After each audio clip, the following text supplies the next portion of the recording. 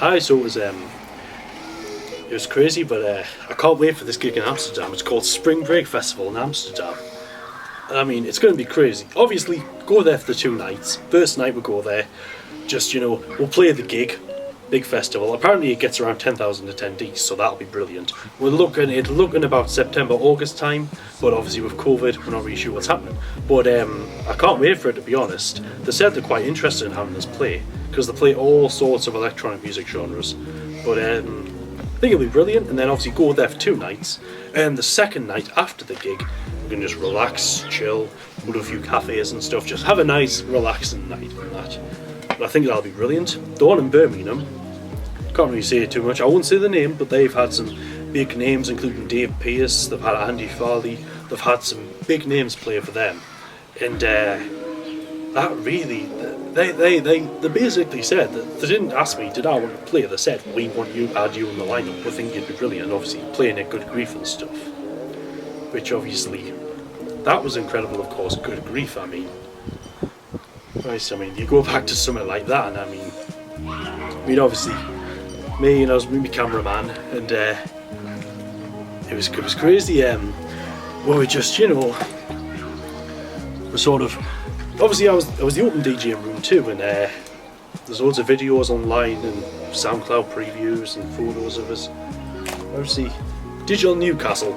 It's named in DJ Mag's top 100 best clubs in the world. Probably one of the biggest clubs in the UK, but I mean, you know, I was opening the stage for James Cotland. I mean, I got off stage, and within 20 minutes of being me on stage, I mean, there was just, the room was packed, and I mean, ended it off with Coco and Fragma, Toga's Miracle, or I Need a Miracle, as the commercial club version is called, and I mean, it's incredible playing at a venue like that, you know, but it's weird because I've played some big clubs, I've played some small clubs, but getting off stage somewhere like that, and obviously when you're behind the decks, people are asking you for selfies and take photos with you and stuff, but shaking your hand and fist bumps and whatnot, but it's another world when you get off at stage. It's about 2 o'clock in the morning we got off stage, and had a security guard walk us through the main part of the crowd, and people in the crowd were literally grabbing a hold of us, like grabbing me arm and that, asking us for photos and selfies with them because they knew who I was or they see me photo on the posters and stuff.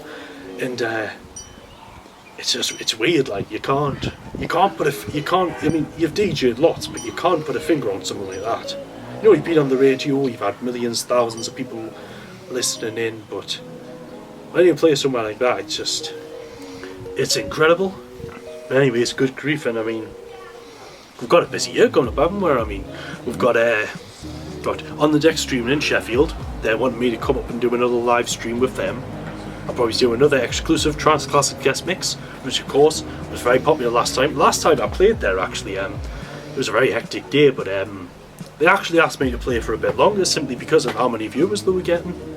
But that was crazy, of course. And then went to the hotel. We were absolutely knackered by the end of it, and then we just relaxed at the end of it. KCC Live Radio Liverpool, they want me on again. They said I can come down there whenever. They pay for me taxis from the station, from the hotel and there, and I'll go on there, do an exclusive interview, do a bit of a mix. And there's a few clubs in Liverpool that we're actually hoping to do some gigs at.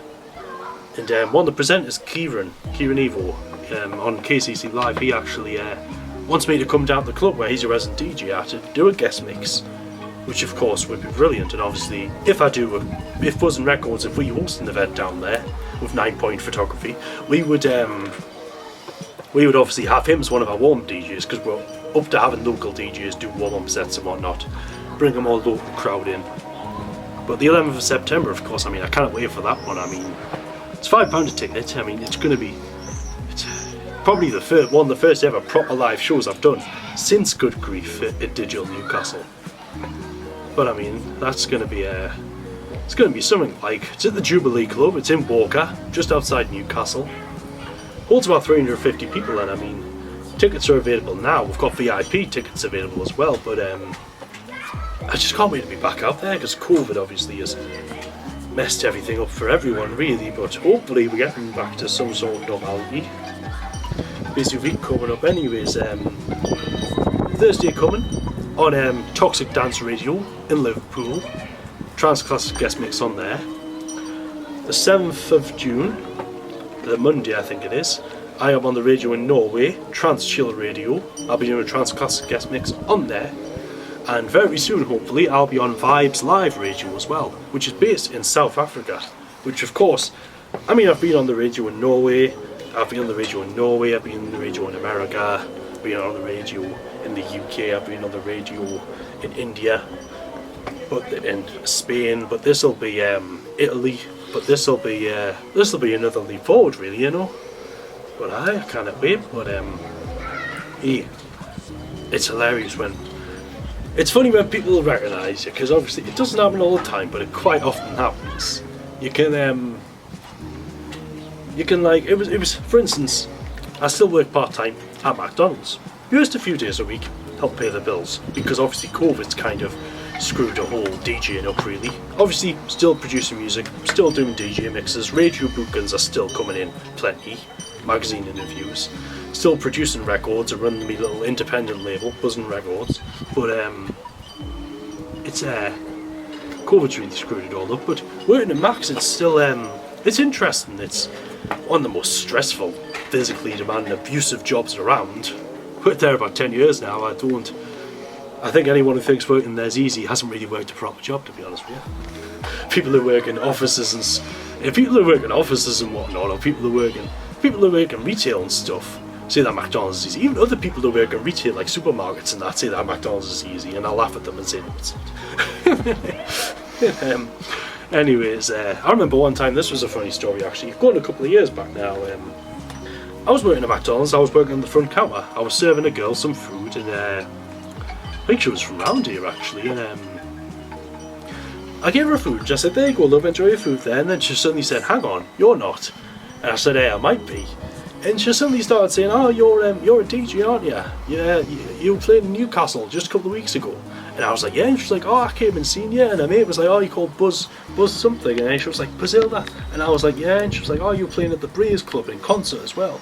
And I was like, yeah. And she was like, yeah, you came along. It was a really good night. And I was like, oh, thank you very much. You know, it's getting recognised in the clubs or getting recognised on the streets, especially in Newcastle, is one thing, but like when that guy stopped us and stopped his car on the side of the street to talk to us, that was weird. But when he gets stopped when people recognise you in your work uniform, McDonald's, that's just weird. But that was weird. Of course, this was just before the second lockdown. We were out doing a promotional shoot for a few different clothing companies, including DNA Clothing. Of course, one of the clothing brands are often do some promotional work for them, that get free stuff off them basically. But great clothing brand, great prices, but it's really comfy as well. But the funny thing is, we're walking on the street and then this bloke just pulled his car up on the side of the road and we didn't have a clue who he was. And he suddenly pulled down the window and he said, you alright mate, you alright like? And I was like, yeah, I'm alright, how you doing? He was like, oh, I thought I recognised you. Yeah, that was a smashing set you did you like? And I was like, oh, thank you very much mate, did you come along? Like, and he was like, yeah, you played some proper classics, like, thanks very much, and you've got another one coming up. And he was like, and I was like, oh yeah, I've got a few more shows coming up after lockdown. He's like, oh well, I'll definitely come along if they're in Newcastle then, if they're in town. And I was like, oh, thanks for being there. He drove off, but it was weird, to be honest. Of course, one of my cameraman, of course, he was once chatting to someone on Instagram, and they were talking about music and whatnot, and he said, oh, I'd love to go to Tomorrowland. And then the girl he was talking to said, oh, if you love that music, you should come to Good Grief. And he was like, oh, I did go to Good Grief. I was working it. And she was like, oh, what are you doing? And he was like, oh, I was a photographer for one of the DJs, BuZZila. And she was like, oh my god, I've seen him, I follow him on, was it on Instagram or SoundCloud she follows us on? I think she buys some of your records off both. Like, she follows you on Instagram and she's followed you on SoundCloud as well. Aye, that was, so that was weird. It's, of course, BBC Radio Newcastle said they might be interested in playing some of your records, which if they do, that would be incredible, of course. And if you can get an interview with BBC Radio, then you can get interviewed off anyone, really, you know what I mean. But this will be my first UK tour this year, so UK tour 2021-2022. Lots of support of lots of different stations, including Nova Radio North East, Let the Beat Control Your Body, Love Peace Unity Trance, frantic beats and bass. You've got loads of support of different things. 9-Point Photography, 9-Point Media, of course, going to be supporting the whole thing. They'll be working all the events. Be your official cameraman, Braden. He'll be doing all the photos, doing all the filming and everything. And I'll have also the other guys doing bits of security work and whatnot for us. And all trance classics. If we get some local DJs, they'll probably play a different mix of trance. Maybe some uplifting stuff, maybe some hard stuff, maybe some acid or some tech stuff. Maybe some progressive stuff, some more chilled stuff, but it's all trance at the end of the day. But mine will all be classics. 90s, noughties, even some modern remixes. You might even have some earlier stuff, even earlier than the 90s maybe. Late 80s stuff, which some people consider trance, some people don't consider it trance. But 1989, the KLF What Time Is Love came out in 1987. Kylie Said Trance came out in 1989, and that is a definitive trance track. So, people who say trance didn't exist in the 80s, do your homework. Anyways, that would be, I think that would be brilliant, but it's going to be a busy year ahead of us, I think. But I cannot wait. Enjoy the sunshine.